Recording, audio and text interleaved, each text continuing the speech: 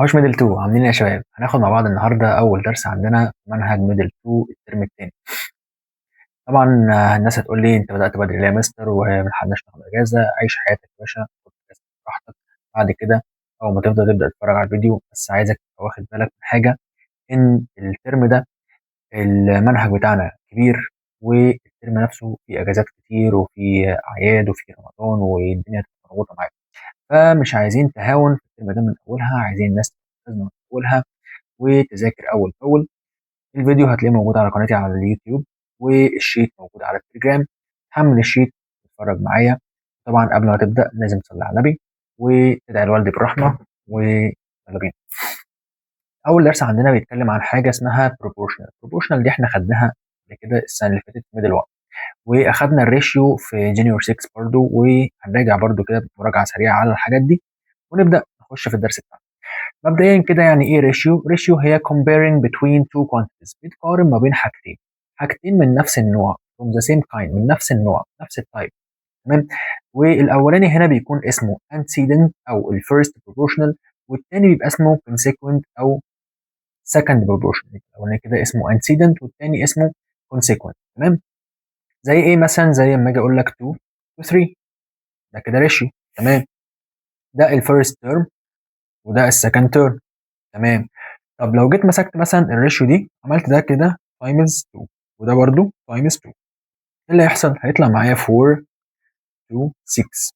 الاثنين دول بنقول عليهم ان هم بروبورشنال. يعني ايه بروبورشنال؟ يعني دي ايكوال، دي تو ريشيوز دول ايكوال، ده معناه ان هي اسمها بروبورشنال. تمام. ومن هنا بدأنا نخش على البروبورشنال ونتعرف عليها، ان هي عبارة عن equality between two ratios or more. هي عبارة عن ايه؟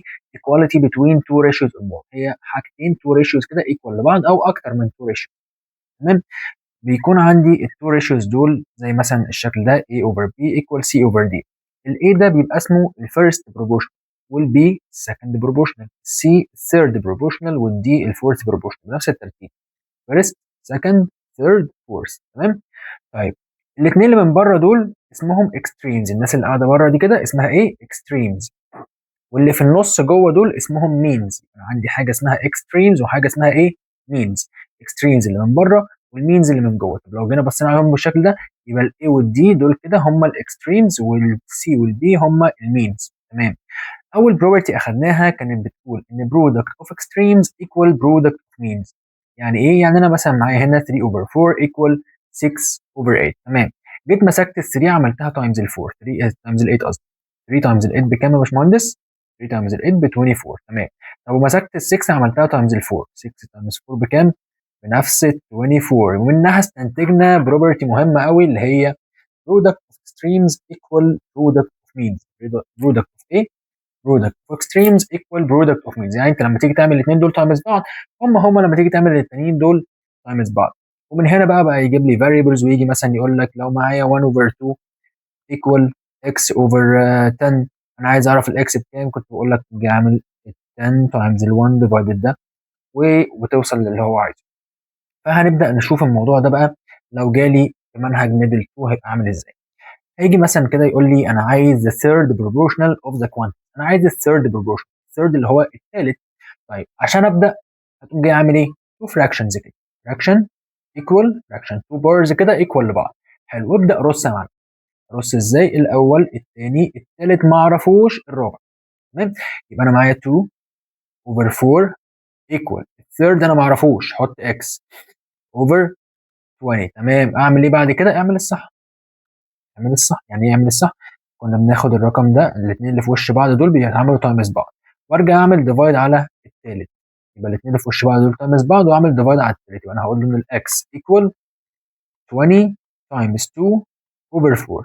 20 تايمز 2 يعني كام؟ يعني 40. 40 ديفايدد 4 يعني الاكس طلعت معايا ب 10. يبقى الثيرد بروبورشنال بكام؟ ب 10.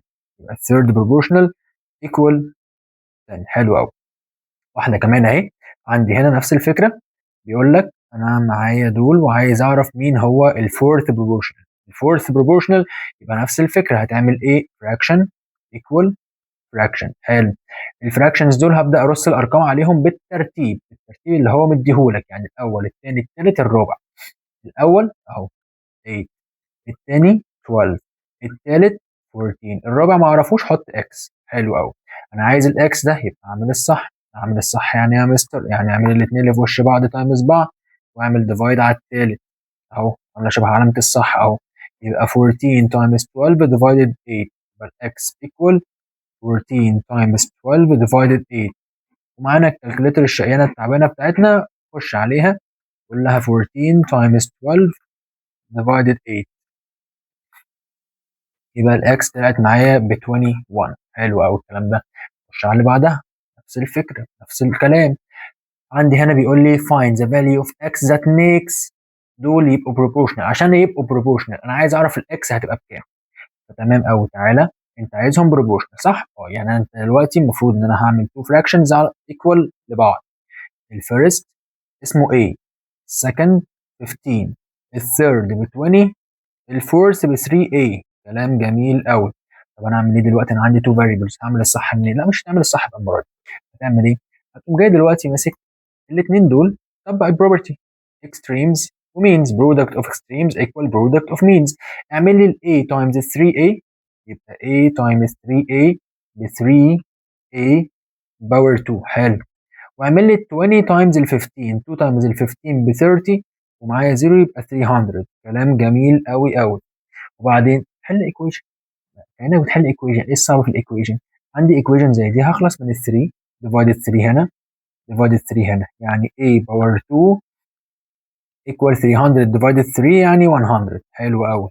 وبعدين خد سكوير روت، يبقى ال a ايكوال سكوير روت ل 100. طبعا في ناس كتيره تقول لي ايكوال 10، لا يا حبيبي ايكوال بوزيتيف اور نيجاتيف 10. يبقى ال a هتكون ايكوال بوزيتيف اور نيجاتيف 10 بس كده. مفيش سوليوشن سيت؟ لا مفيش سوليوشن سيت، وهنا عايز الفاليو بتاعت الاي بس. تمام. واحده كمان اهي زيها، بيقول لي find the value of x that makes دول proportional. حلو. يبقى تعمل fraction equal fraction. معايا 3x، معايا 15، معايا الثيرد ب 4 والفورث ب 5x. كلام جميل. اعمل cross multiplication product of extremes equal product of means. تمام. يبقى اعمل ده تايمز ده equal ده تايمز ده. 3x times 5x يعني 15x power 2. ماشي. و4 times 15 يعني 6. ماشي. بعدين حل الايكويشن، نفس الفكره، هخلص من ال 15 ديفايدد 15 هنا وديفايدد 15 هنا، يطلع معايا ان x باور 2 ايكوال 4. احنا لسه عاملينها. طيب اخد سكوير روت، يطلع معايا ان الاكس ايكوال بوزيتيف اور نيجاتيف 2. بس كده؟ اه والله بس كده، الموضوع بسيط اهو سهل، وما فيهوش اي حاجه صعبه. ماشي. نخش على بروبرتي 2. ده كده الحد اللي فات ده كان بروبرتي 1 اللي احنا كنا واخدينها في ميدل 1. بروبرتي 2 بتقول لك ايه بقى؟ لو انا دلوقتي معايا حاجات كده معموله تايمز بعض، A تايمز D ايكوال B تايمز C، فاحنا من حقنا ان احنا نقول ال A على ال B ايكوال ال C على ال D. ازاي بقى الكلام ده؟ تعالى كده ناخد الموضوع ده على جنب كده ونفصصه كده واحده واحده. بص يا معلم، انا مثلا لو معايا 3x ايكوال 5y، جيت قلت لك انا عايز الاكس على الواي. عايز مين؟ الاكس على الواي. تمام. يعني انا هروح بالاكس تحت الواي. ماشي. اروح بالاكس فين؟ تحت سوري، اروح بالواي تحت الاكس اهو. الواي جت تحت الاكس. الناحيه الثانيه الفايف انا كنت سايبها في مكانها، مش جنبها. وانت راجع ما ترجعش فاضي. يعني ايه ما ارجعش فاضي؟ يعني نرجع بال3 حطها تحت الفايف يعني كده. معلش، لو معايا مثلا 2a equal 3b، ماشي، جيت قلت لك انا عايز البي على الاي، يعني الاي هي اللي هتروح. طب انا هرجع بمين؟ هرجع بال2. هرجع قصدي بال3 احطها تحت ال2، يبقى ال2 ثابته في مكانها، احط تحتها 3. تاني معلش كمان مره. معايا 5x equal 7z. ماشي. وبعدين انا عايز الاكس على الزد، يعني انت هتروح بمين؟ اهم حاجه تبقى مركز، انت هتروح بمين فهترجع بالتاني. انا هروح بالزد، اوديها فين؟ تحت الاكس. ماشي. وانا راجع هاخد الفايف معايا، احطها فين؟ تحت السفن. اهم حاجه ما ترجعش فاضي، كانك كده راجع جاي من مثلا من درس ولا حاجه، وانت كلمتك حبيبي وانت جاي ما تجيش فاضي، هات لي معاك كيس شيبسي. تمام. هتجيب لها كيس الشيبسي وانت رايح. نفس الفكره هنا، انا دلوقتي رايح بحاجه وانا راجع ما ارجعش فاضي، رايح في حاجه وانا راجع ما ارجعش فاضي. تمام. فتعالى كده ايه نشوف الموضوع ده ونجرب نشوف بيتحل ازاي. هيجي مثلا هنا بيقول لي هنا انا معايا ال 12x equal 3y. تمام. انت عايز ايه؟ انا عايز الاكس على الواي. تمام. يعني انا هاخد الواي احطها لك تحت الاكس، صح كده؟ صح كده. ادي الاكس اهي على الواي، ولا تزعل نفسك. وانا راجع هرجع بمين؟ هرجع بال 12، احطها تحت مين؟ تحت ال 3. ال 3 ثابته في مكانها اهي، حطيت ال 12 تحتيها. طب 3 اوفر 12 دي مش ليها سمبليفاي؟ اه ليها سمبليفاي ب 1 اوفر 4. تمام. واحده كمان، قال لي A equal 5B. انا عايز البي على الاي. تمام. البي انا الاي هروح بيها كده تحت البي، يعني انت هتحط لي البي اوفر الاي. وانا راجع هاخد مين معايا؟ هاخد ال5 احطها تحت مين؟ مفيش حد. لا ما تقوليش مفيش حد، في 1. حطها تحت ال1 يبقى هو 5 1 اوفر 5. انا دلوقتي البي اوفر الاي ايكوال ال1 اوفر ال5. في مشكله في الكلام ده؟ لو عندك اي مشكله في الكلام ده اكتب لي في الكومنتس. تمام. طيب نشوف فكره ثانيه اهو بنفس السؤال برضو، بس جايبها لي بالاثنين جنب بعض كده، ما فيش مشكله عادي. بيقول لي 4x minus 3y equal 0. انا عايز الواي على الاكس. تمام يا عم الحاج. ادي 4x ممكن اودي ده الناحيه الثانيه equal 3y. ليه عملت كده؟ عشان اوصل للفورمه اللي احنا اتعودنا عليها، حاجه هنا وحاجه هنا، بجيب ده تحت ده وارجع بالتاني. تمام. انا هعمل نفس الموضوع. انت عايز مين؟ انا عايز الواي على الاكس. يا عم ماشي، ولا تزعل نفسك. ادي الواي هجيب لك الاكس تحتيها، وانا راجع هاخد منك ال3. ايه المشكله؟ يبقى واي اوفر اكس ايكوال، انا خدت ال3 هحطها تحت بقى. هحطها تحت مين؟ تحت ال4. نفس الفكره اهو. 2a minus 5 equal 0. تمام. يعني 2a equal 5. انت عايز مين؟ 5b بقى المفروض equal 5b. انا عايز الاي على البي. تمام. الاي اوفر البي، يعني انا خدت البي رميتها تحت، وانا راجع هرجع بمين؟ هرجع بال2. احطها تحت مين؟ احطها تحت ال5. بس كده. الموضوع اهو سهل قوي. بروبرتي 2 ما فيهاش اي فكره صعبه. هو بس مجرد بس تاخد ده تحط ده ترجع بالتاني، تاخد ده تحط ده ترجع بالتاني. تمام. تمام. طيب لو زود مثلا الفكره شويه وقال لي انا عايزك تثبت لي ان دول بروبورشنال. طيب اثبت لك ازاي ان هم بروبورشنال يا عم الحاج؟ عشان تثبت ان هم بروبورشنال فانا عايزك تركز في حاجه مهمه قوي. عشان اثبت ان هم بروبورشنال فانا محتاج اوصل لشكل معين احنا اتعودنا عليه، اللي هو انا عايز اثبت ان A و B و C و D ار بروبورشنال. يعني انا محتاج لما اخلص المساله ابقى وصلت للشكل ده: A over B equal C over D. وصلت للشكل ده يبقى انت اثبتت ان هو عايز، يبقى انا محتاج اوصل لايه؟ اوصل لده. وانا هوصل للشكل ده ازاي يا مستر؟ مبدئيا كده هتاخد الاثنين دول تعملهم تايمز برودكت اوف اكستريمز ايكوال برودكت اوف مينز. تمام. يعني البراكت ده كله اللي هو 3a بلس 5b هيتعمل تايمز اللي في وشه اللي هو مين؟ 3c ماينس 5d. ماشي. ايه تاني؟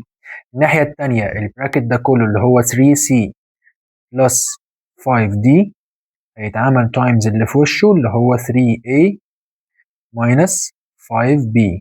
كلام جميل قوي. طب اعمل تايمز ازاي؟ هتوزع. يعني الفيرست تعمله تايمز الفيرست، الفيرست تاني تعمله تايمز السكند، بعد كده السكند تايمز الفيرست، السكند تاني تايمز السكند، وهكذا. 3 تايمز 3 يعني 9، و A تايمز C يعني AC. تمام. 3A تايمز 5 دي خلي بالك في نيجاتيف هنا. 3 تايمز 5 15. امشي بقى مسألة واحدة واحدة كده وخلي ايه خلقك طويل معايا. وال A تايمز ال D ب AD. ماشي. 5 تايمز 3 ب 15، الاثنين بوزيتيف يعني 15. و B تايمز C ب C. تمام. 5 تايمز نيجاتيف 5 بنيجاتيف 25. و B تايمز D يعني B D. الناحية التانية نفس الفكرة. ال 3C تعملها تايمز ده وتايمز ده. 3 تايمز 3 ب 9، و A تايمز C ب AC. 3 تايمز نيجاتيف 5 بنيجاتيف 15. A تايمز B C قصدي تايمز B CB. 5 تايمز 3 ب 15، و D تايمز A يعني AD. وتاني 5 تايمز نيجاتيف 5 بنيجاتيف 25. B تايمز D B دي. وبعدين مساله كبرت، الدنيا وسعت مننا، لا ما وسعتش ولا حاجه، انت قد الدنيا.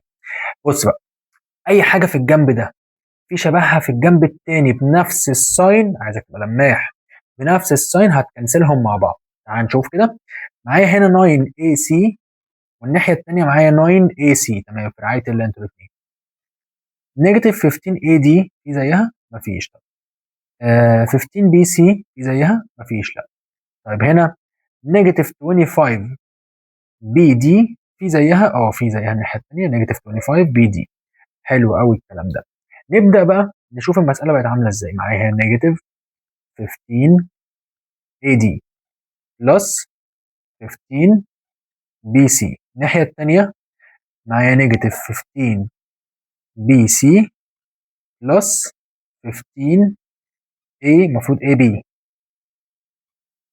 اي دي قصدي، ده هنا اي دي. تمام.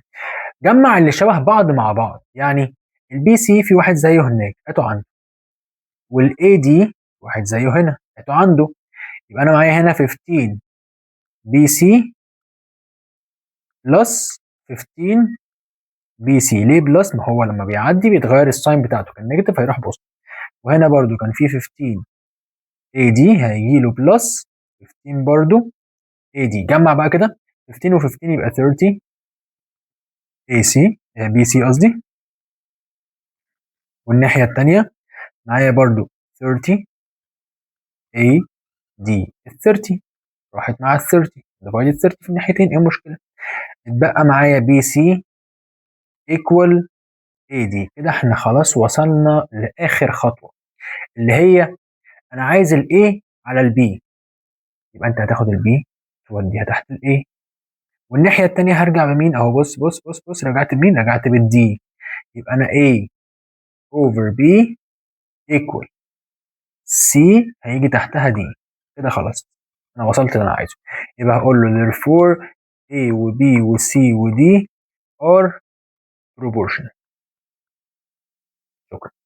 واحده كمان بنفس الفكره اهو. هنا برضو بيقول لي لو كان 3x plus 2x plus 3 على 2x minus 3 equal 2y plus 5 على 2y minus 5. انا عايزك تثبت لي ان x على y equal 3 على 5. ماشي يا عم، تمام. يعني انت دلوقتي عايزني اوصل ان x over y equal 3 over 5. انا هعمل ايه؟ نفس الفكره، cross multiplication. يبقى 2x plus 3 هيتعمل times 2y minus 5. الناحيه الثانيه ال 2y plus 5 دي نعملها تايمز ال 2x minus ال 3. كلام جميل. تعال نوزع، يلا بينا. ال 2x تعملها تايمز ال 2y، ماشي، يعني 4xy. ادي اهو 4xy. ال 2x تاني تعملها تايمز النيجاتيف 5، يعني نيجاتيف 10x الناحية التانية. ال 3 تتعمل تايمز ال 2y، يعني 6y. 3 تاني تايمز نيجاتيف 5، يعني نيجاتيف 15 الناحية التانية. 2y times 2x يعني 4xy. 2y times negative 3 يعني negative 6y. 5 times 2x يعني 10x. 5 times negative 3 يعني negative 15. في حد هيتكنسل؟ تعالى، اللي يجي عن مثلنا هيتسن. negative 15 هنا في زيها هناك، معايا 4xy هنا في زيها هناك. اتبقى ايه؟ اتبقى 10 negative 10x plus 6y. الناحية التانية نيجاتيف 6y بلس 10x. تمام، كلام جميل. ات النيجاتيف عند البوست، وهنا برضو ات النيجاتيف عند البوست، يعني 6y اهي هيجي لها بلس 6y تانية. 10x هيجي لها بلس 10x. تمام. 6 و6 يعني 12y، وهنا 10 و10 يعني 20x. انا عايز ايه بقى؟ كنت عايز ايه؟ عايز الاكس على الواي. هات يا عم الواي تحت الاكس، وارجع بال 20 تحت مين؟ تحت ال 12.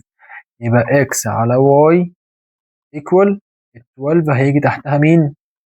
20. حلو قوي الكلام ده. 12 اوفر 20 بكام؟ حطها في السمبلست فورم، اعمل ديفايدد 4 فوق وتحت يطلع ب 3 اوفر 5، وده اللي احنا كنا عاوزينه.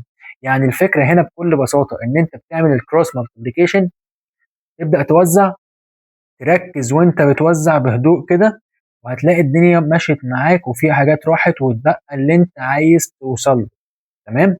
تعال نشوف الفكره اللي بعدها. هنا بيقول لي انا عايزك تثبت لي ايه بقى؟ prove that ان A و B و C و D are proportional لو كان ده equal ده. يا عم ماشي مفيش مشكله. سلام. لسه عاملين زيها. هنعمل cross multiplication، ده times ده equal ده times ده. يعني ال C هتتعمل times ال B minus A. الناحيه الثانيه ال A هتتعمل times ال D minus C. وزع. تعالى نوزع. C times B CB. C times negative A negative AC. A times D AD. A times negative C نيجاتيف اي سي. ماشي، نيجاتيف اي سي هنا ونيجاتيف اي سي هنا براكت، اتبقى سي بي ايكوال اي دي. طب انا عايز اوصل لايه؟ عايز اوصل ان هم بروبورشنال. ما احنا قلنا عشان توصل ان هم بروبورشنال محتاج توصل ان اي على بي ايكوال سي على دي. ماشي، يعني انا عايز الاي اجيب تحتها البي، وانا راجع هرجع بالدي تحت السي. يبقى therefore هقول له A over B equal C اوفر دي. وكده انا اثبتت ان A و B و C و D are proportional. تمام كده. تعالى نشوف الفكره اللي بعدها. بيقول لي هنا find the number that will be added to each of the term of دول to get proportion. انا عايز الرقم اللي تعمله بلس على كل دول، ركز في الكلام، على كل دول عشان يبقوا proportional. في حاجه انا هعملها بلس على كل دول عشان يبقوا proportional. يعني هم دلوقتي مش proportional، لا هم دلوقتي مش proportional، هعمل لهم بلس حاجه هيبقوا proportional. طب ايه الحاجه دي؟ مبدئيا كده احنا مش عارفين ايه الرقم ده، هنعمل ايه؟ هنقول له let the number be x. let، انا هفرض ان الرقم ده اسمه x.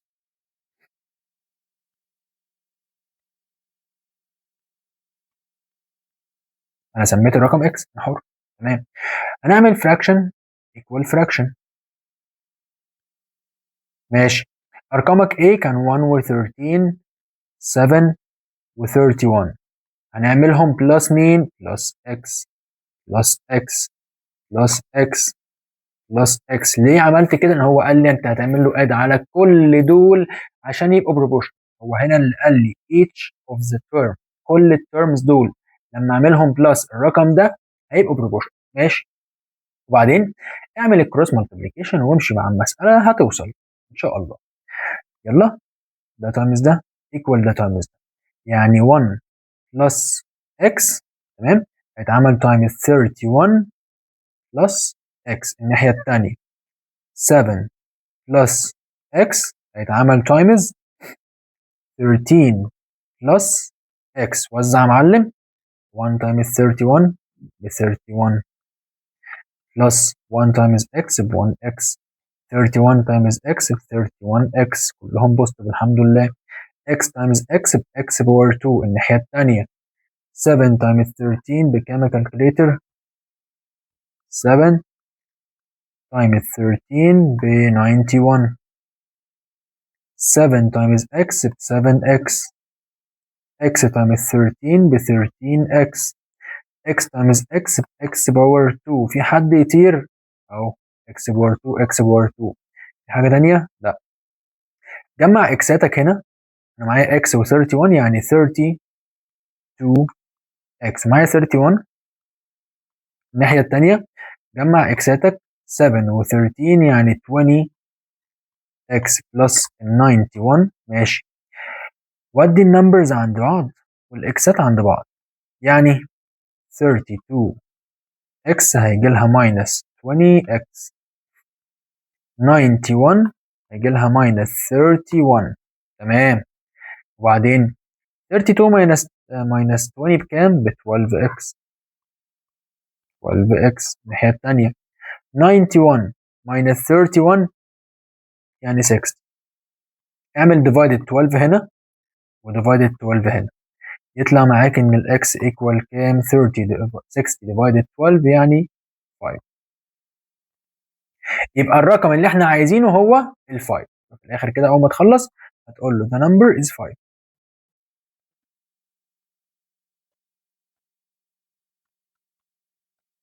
تمام.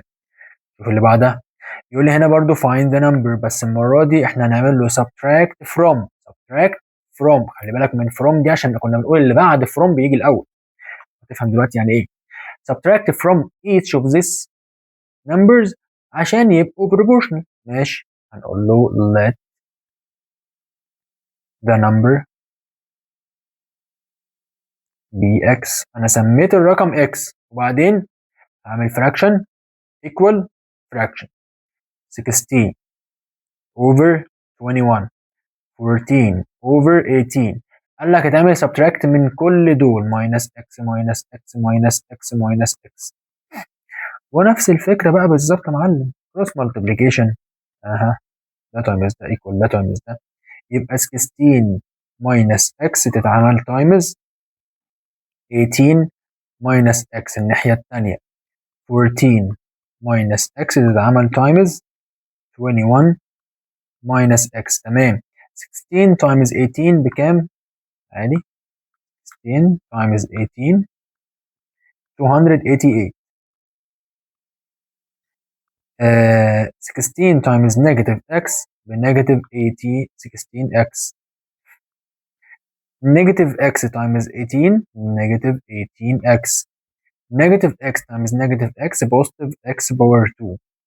الناحية التانية 14 times 21 14 times 21 294. 14 times negative x بنيجاتيف 14x. negative x times 21 بنيجاتيف 21x. negative x times negative x يبقى positive x power 2. طيب تمام، طير يا معلم، مين هيطير؟ عندك هنا x power 2 و x power 2 في رعاية الله. جمع اكساتك negative 16 و negative 18 بكام الكلام ده؟ ادي الكالكوليتر يا عم لو مش عارف تعمل اهو negative 16 و negative 18 بكام؟ بنيجاتيف 34 x وهنا بوزيتيف 288 الناحية التانية نيجاتيف 14 ونيجاتيف 21. 14 و 21 يعني 35 نيجاتيف 35 x. تمام، وبوزيتيف 294. ماشي، هات يا عم النيجاتيف عند بعض وجمع الاكسات مع بعض والارقام مع بعض. يعني نيجاتيف 35 دي هتروح هناك وده 288 هيجي هنا. ماشي، يبقى انا هنا هيجي عندي بوزيتيف 35 x وفي اصلا نيجاتيف 34 x. الناحيه الثانيه 294 قاعده في بيتها هيجي لها ماينس 288. 35 minus 34 يعني اكسايه واحده. 294 minus 288. 294 minus 288 6. يعني الاكس equal 6. في الاخر كده اقول له the number is 6. ماشي، نيجي بقى لبروبرتي جديده وفكره جديده. تعالى نشوف بتقول ايه البروبرتي دي.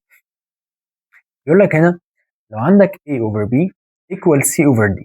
تمام، يبقى ال a ده هو عباره عن ال c اللي في وشه بس اتعمل تايمز حاجه، وال b هو عباره عن ال d اللي في وشه بس اتعمل تايمز حاجه، زي ما قلنا كده في اول سؤال شرحته لما كان معايا 2 over 3 قلت لك هي 6 over 9.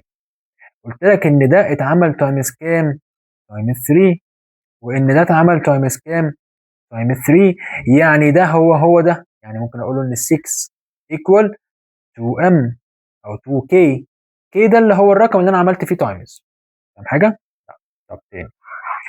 طب دلوقتي انا لما يبقى عندي 2 ratios equal لبعض، تمام، فده معناه ايه؟ ان ده هو ده بس اتعمل تايمز حاجه. ايه هي الحاجه؟ الله اعلم. ده هو ده بس اتعمل تايمز حاجه، إيه هي الحاجه؟ الله اعلم. هنفرض ان الحاجه اللي هو اتعمل تايمز ليها دي اسمها كي. الكي ده كونستنت، يعني رقم doesn't equal zero، رقم مش بزيرو. تمام؟ يعني لو جه قال لي مثلا a over b equal 3 over 4، اقول له يبقى ال a ده هو 3 اللي في وشه بس اتعمل تايمز k. مين الكي ده؟ معرفش. والبي ده هو الفور اللي في وشه بس اتعمل تايمز كي. ايه فايده الكي دي؟ هتعرف بقى فايدتها لما تخش على المسائل. تمام؟ طب نفس الفكره لو جالي x over 4 equal y over 5 equal z over 3، نفس الفكره بالظبط. هقول له ان الاكس هي عباره عن 4 تايمز k، والواي هي عباره عن 5k، والزد هي عباره عن 3k. تمام كده؟ تعالى بقى نشوف الموضوع ده كده هيمشي معانا ازاي. يلا.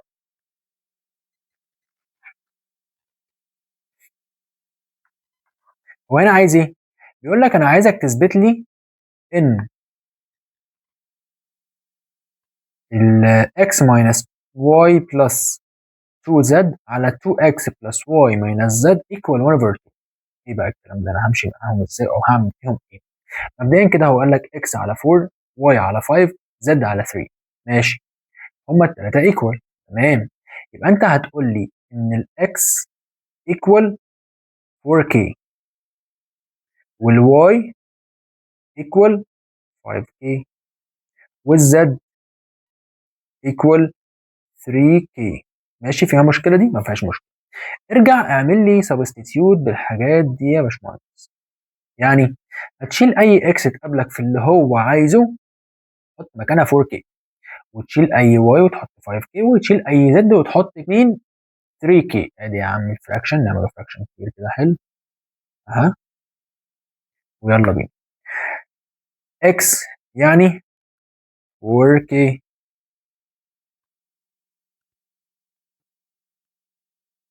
ماينس واي يعني ماينس 5k بلس 2z يعني بلس 2 تايمز 3k يعني بلس 6k. تمام، تحت معايا 2x يعني 2 تايمز 4k ب 8k. معايا y يعني معايا 5k. معانا نيجاتيف z يعني نيجاتيف 3k. جمع كده يا باشمهندس. يعني انا هنا 4k minus 5k نيجاتيف 1 بلس 6 يعني 5k. الكالكوليتر موجوده معاك برضو لو مش جايه معاك اها، بس بغض النظر عن الكي يعني هتقوم جاي عامل كده 4 minus 5 plus 6. الموضوع ده بيعمل لكم ازمه. ماشي، معايا 8 plus 5 يعني 13. 13 minus 3 يعني 10. اوكي، وبعدين عندي كي فوق وكي تحت، يلا رعاية الله هما الاثنين. اتبقى معايا ايه؟ 5 over 10. طب 5 over 10 ده لو حطيته في السمبلست فورم مش هيطلع ب 1 over 2؟ وده اللي هو كان عايزه من الاول. يبقى انا كده خلصت يا باشمهندس، خلاص مع السلامه، باي باي. تاني واحده كمان اهي زيها، نفس الفكره بالظبط. عايز ايه يا عم الحاج؟ عايزك تثبت لي ان ده ايكوال ده. تمام. ايه ده؟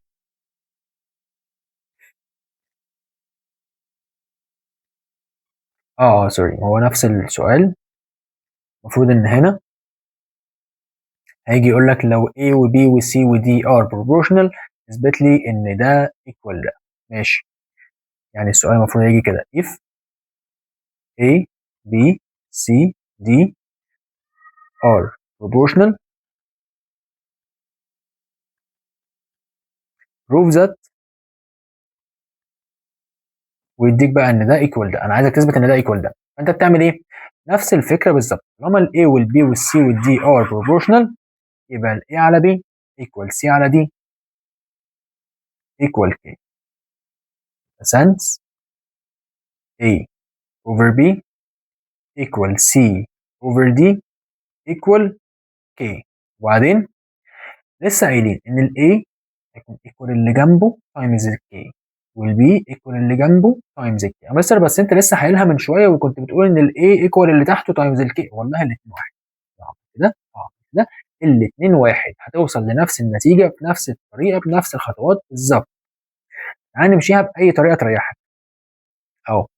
نجربه المره دي ان الاي ايكوال السي كي، يبقى اقول له therefore A ايكوال اللي جنبه تايمز الكي، وB ايكوال اللي جنبه تايمز الكي. وبعدين هتشيل اي A وتحط مكانها ده، وتشيل اي B وتحط مكانها ده. يلا بينا. 2A يعني 2 تايمز سي كي، يعني 2 سي كي. مين ده؟ انا دلوقتي شغال في الليفت هاند سايد، ده اسمه الليفت هاند سايد بتاع ايدي الشمال، جنب اللي في ايدي الشمال. يبقى الليفت هاند سايد اهو 2A يبقى 2C كي. قلت اشيل اي A واحط مكانها سي كي. طب 3C، هل احنا جبنا سيرة السي؟ لا، 3C 7. 7A يعني 7C كي ماينس 5C، مجيناش جنبها 5C. وبعدين يا مستر هتيجي بقى في الخطوة دي وعايزك تبقى واد لماح وتبص فوق كده كويس وتبص تحت كويس، دور لي على كومن فاكتور. عايز حاجة مشتركة فوق وحاجة مشتركة تحت. امشي واحدة واحدة كده. الكومن فاكتور كنا بنشوف في الأرقام، لو في رقم هما الاثنين ينفعوا يتعاملوا ديفايد عليه، والفاريبلز لو في فاريبل مشترك. طب الارقام هنا 2 هنا 3 مفيش حاجه مشتركه. الحروف عندي سي هنا وسي هنا، خد السي دي كومن فاكتور، يعني اكتب السي كده وافتح براكت، وبعدين كنا بنمسك واحد واحد من دول يتعمل تايمز اللي هناك. 2 سي كي ديفايدد سي يعني 2 كي. 3 سي ديفايدد سي يعني 3. تمام. هنا خد السي كمان فاكتور وافتح البراكت. 7 سي كي يتبقى لي 7 كي. نيجاتيف 5 سي ديفايدد ده السي راحت يتبقى لي نيجاتيف 5. وبعدين السي راحت مع السي الناحية دي، هيتبقى معايا 2 كي بلس 3، وتحت 7 كي ماينس 5. في حاجة تانية اتعمل؟ لا مفيش حاجة اتعمل. سميها نمبر 1 واركنها. هنيجي نمسك الرايت هاند سايد، والمفروض ان انا هلاقي الرايت هاند سايد يوصل معايا لنفس اللي انا وصلت له هنا.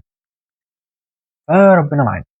2b يعني 2 تايمز الدي كي. 3d مين تاني؟ 7b يعني 7 دي كي ماينس 5d يعني 5d. دور لي على كومن فاكتور فوق وكومن فاكتور تحت، حاجه مشتركه فوق وحاجه مشتركه تحت. دور كده. معايا الدي مشتركه فوق، خد الدي مشتركه وافتح البراكت. انا خدت الدي من هنا هيتبقى لي ال 2k، واخدت الدي من هنا هيتبقى لي بوزيتيف 3. هنا اخدت الدي كومن فاكتور هيتبقى لي ال 7k، واخدت الدي هيتبقى لي ماينس 5. الدي والدي في رعايه الله يتبقى لنا 2k بلس 3 فوق و 7k ماينس 5 تحت. يعني وصلت معايا لنفس اللي وصلت له فوق. بص كده، ده هو ده. يبقى هتقول لي ايه؟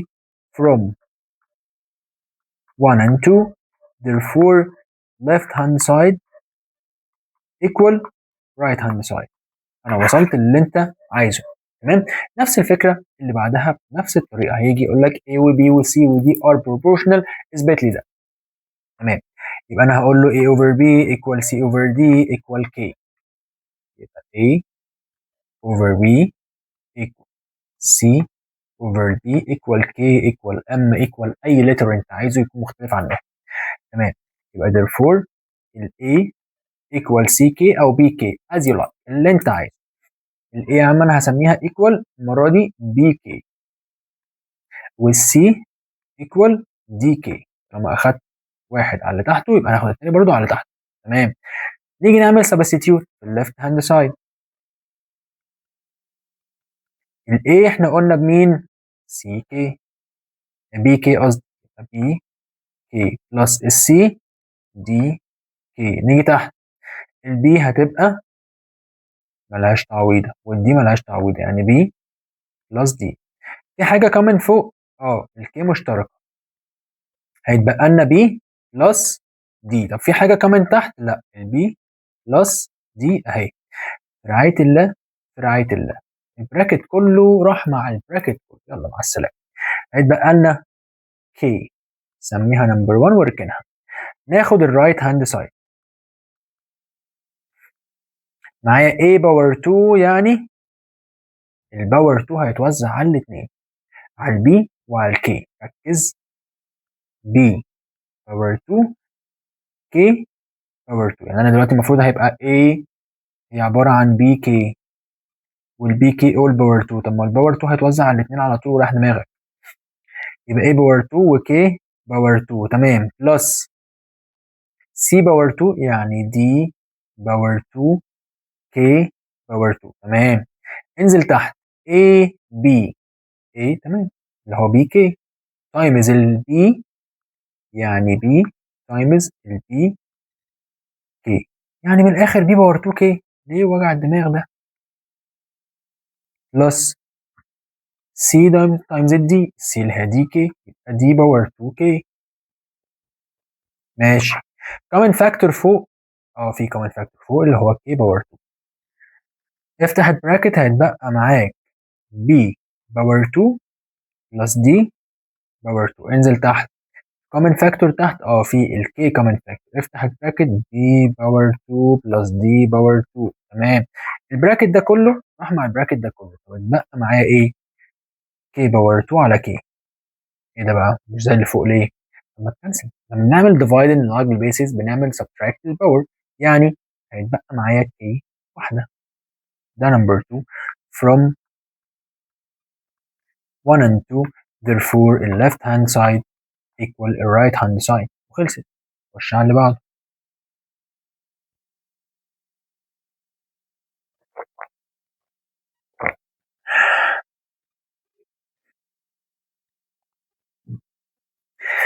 نفس الفكرة بالظبط اهو، بيقول لي انا عندي A over B equal 4 over 3، تمام. عايز ايه؟ انا عايز الفاليو بتاعت 3A minus 2B على 3A plus 2B، تمام، مفيش مشكلة، اللي انت عايزه يا عم الحاج، احنا عينينا عشان. يلا، هتعمل ايه؟ نفس الفكرة بالظبط، الاول equal اللي جنبه K، والتاني equal اللي جنبه K. واحد يقول لي طب ما ليه ما قلناش ال A equal BK؟ ما هو بذكائك يعني هتقول لي ال 4 equal 3K، معلش هتعوض عن الفور ازاي والعدد 3 ازاي؟ العقل كده مش محتاجه فزلكه. هتاخد الرقم، النمبر مع الرقم اللي جنبه وتحط له كي، النمبر مع النمبر مع الرقم اللي جنبه وتحط له كي، تمام. او ام او اي فاريبل انت عايزه، اي لتر انت عايزه، مش شرط كي يعني. يبقى هتقول لي السنس ان الاي ايكوال 4K والبي ايكوال 3K. وبعدين يبقى انا دلوقتي هشيل اي A واحط مكانها 4K، واي بي واحط مكانها 3K، يبقى therefore لو مزعلك السنس والزيرفور ما تعملهمش عادي، مفيش مشكله. 3A يعني 3 تايمز ال 4K بلس ولا ماينس 2B يعني 2 تايمز 3K. الناحيه الثانيه معايا او تحت معايا 3A يعني 3 تايمز 4K ماينس ولا بلس 2B يعني 2 تايمز 3K. وبعدين امشي معاها بقى واحده واحده ووزع وحل. 3 تايمز 4 ب 12K ماينس 2 تايمز 3 ب 6K، 3 تايمز 4 ب 12K بلس 2 تايمز 3 6K، يبقى 12 ماينس 6 ب 6K، و12 بلس 6 18K. كنسل الكي مع الكي، يبقى لي 6 اوفر 18 يعني 1 اوفر 3. وده 6 فوق وده 6 تحت، ده اللي انا عايزه، دي الفاليو بتاعت اللي هو عايزه، تمام. كمان واحدة، بيقول لي لو كان A to B equal 3 to 5. أنا عمال بحل معاك أفكار كتير وأسئلة كتير، ولاحظ إن هما بنفس الطريقة، مفيش اختلاف لحد دلوقتي. أنا كله عمال أقول لك K ومش K وبتاع وإيه، والقصة كلها بنفس الطريقة. لو أنت مركز هتلقط الفكرة بتاعتها، تمام. لو كان A to B equal 3 to 5، أنا عايز ده، عايز 20A minus 7B to 15A plus B. ماشي، هاي A to B equal 3 to 5، مش ده معناه ان A over B equal 3 over 5؟ هي تمام. إيه المشكلة؟ أنا عايز كده بس ليه؟ عشان أقول له إن ال A equal 3K أو M، أنا بحب ال M، وال B equal 5M. ماشي. هتشيل أي A حط مكانها 3M، تشيل أي B حط مكانها 5M. إيه بقى اللي هو طالبه ده؟ هو طالب 20A minus 7B over 15A plus B، ما هو 2 هي over. تمام. هنشيل ال A ونحط مكانها 3M، يعني 20A ب 20 times 3M. 7B يعني 7 times 5M. 15A يعني 15 times 3M minus B يعني minus 7 يعني minus 5M. وزع يا باشمهندس وجمع وعيش حياتك. 20 times 3 يعني 60M minus 7 times 5 ب 35M. تيجي تحت 15 times 3 ب 45M minus 5M. تمام. وبعدين 60 minus 35 يعني 25M. وتحت 45 minus 5 يعني 40M. ادي الام راحت مع الام. وبعدين اتبقى معايا 25 over 40. 25 over 40 لو عملت divided 5 فوق وتحت يبقى ايه؟ يبقى 5 over 8، وده اللي احنا عايزينه. وعايز الفاليو بتاعته، دي الفاليو بتاعته. تمام. واحده كمان، ودي كده اخر فكره هناخدها النهارده، نحل مساله كمان عليها وخلاص. بيقول هنا لو كان 8a equal 12b equal 3c و a plus b plus c equal 26. انا عايز الفاليو بتاعت ال a وبتاعت ال b وبتاعت ال c. ايه بقى ده؟ انا متعود ان هي حاجه اوفر حاجه، حاجه تو حاجه. انا هعمل ايه في ده؟ بص يا عم الحاج، اولا كده ركز معايا.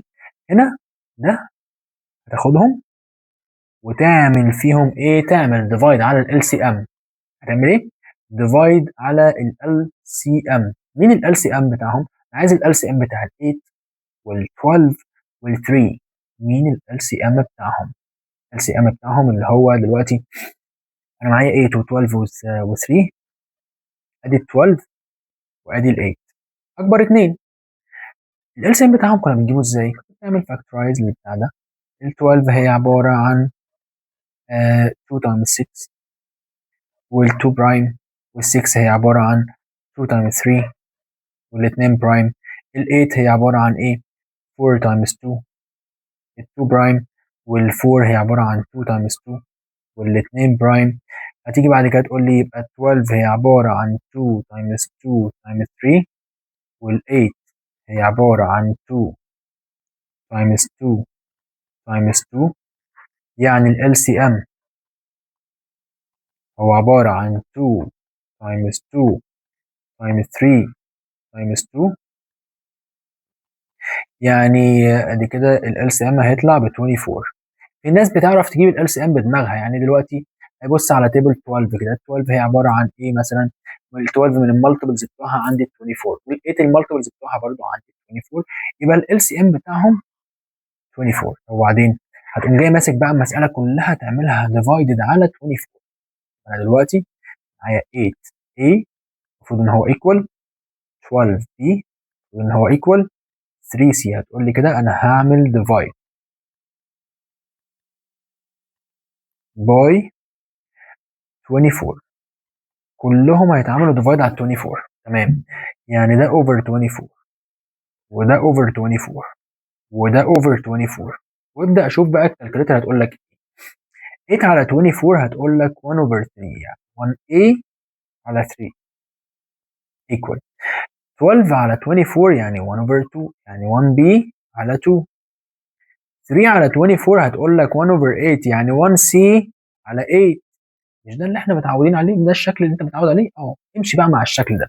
ال A equal 3C وال B equal 2C و 2M او K او اي حرف، وال C equal 8K. تمام. تمام. اهو therefore A equal 3K وال B equal 2K وال C equal 8K k. تمام. هنشيل بقى الكلام ده ونعوض فين؟ في اللي هو مديهولك بقى.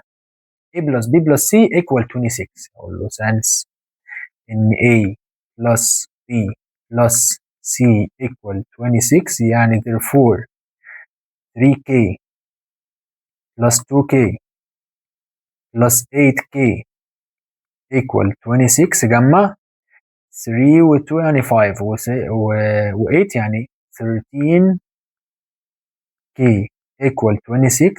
اعمل divided 3 هنا وهنا يطلع ان ال k equal 2. كده انا وصلت لل k. وبعدين انا عايز ال a وال b وال c. طب ما انت في الاول قايل له ان ال a equal 3k. يبقى therefore ال a equal 3k يعني 3 times 2 ب 6. وال b equal 2k يعني 2 times 2 ب 4. وال c equal 8k يعني 2 times 8 ب 16. وشكرا يا معلم، وصلت اللي انت عايزه. واحدة كمان اهي بنفس الفكرة ونبقى خلصنا. معايا 4a 8b و24 و2c. مين ال LCM بتاعهم؟ ال 4 من المالتيبلز بتوعها ال 8. تمام. وال 2 من المالتيبلز بتوعها ال 8. يبقى اكبر رقم فيهم هو ال LCM. انا ممكن اعمل ديفايد على 8. ممكن اعمل ديفايد على 8. ايه المشكلة؟ هي ال LCM.